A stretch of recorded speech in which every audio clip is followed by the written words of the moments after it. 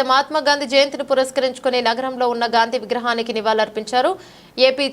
APCC chief YS Sharmila Reddy అనంతరం BJP పాలనపై మండిపడ్డారు. కులం, మతం, ప్రాంతం పేరుతో బీజేపీ ప్రజల మధ్య చిచ్చు పెడుతోందని మండిపడ్డారు.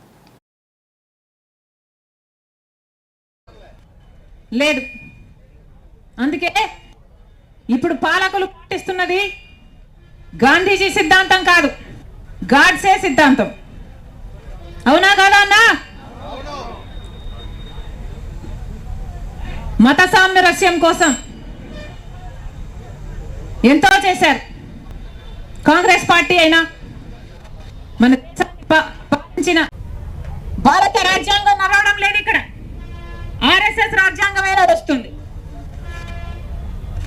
ఎప్పుడు చూసినా బీజేపీ పాలన మతాన్నైనా వాడుకోవాలి, కులాన్నైనా వాడుకోవాలి, ప్రాంతాన్నైనా వాడుకోవాలి, భాషనైనా వాడుకోవాలి. ఓ వర్గాన్ని అవమానించాలి, ఇంకో వర్గాన్ని రెచ్చగొట్టాలి, చిచ్చు పెట్టాలి, ఆ మంటలో వీళ్ళు చలి దాచుకోవాలి. ఇదే బీజేపీ చేసిన రాజకీయం. కానీ ఇది కాదు గాంధీజీ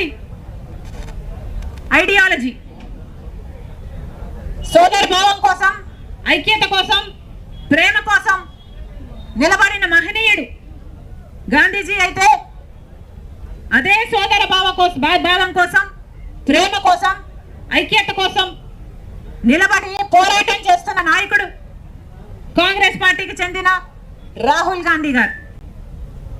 అందుకోసమే ఐక్యతను పెంచడానికి, సోదర భావాన్ని పెంచడానికి, ప్రేమను పెంచడానికి కన్యాకుమారి నుంచి కశ్మీర్ వరకు వేల కిలోమీటర్లు పాదయాత్ర చేసిన నాయకుడు కాంగ్రెస్ పార్టీ నాయకుడు రాహుల్ గాంధీ గారు.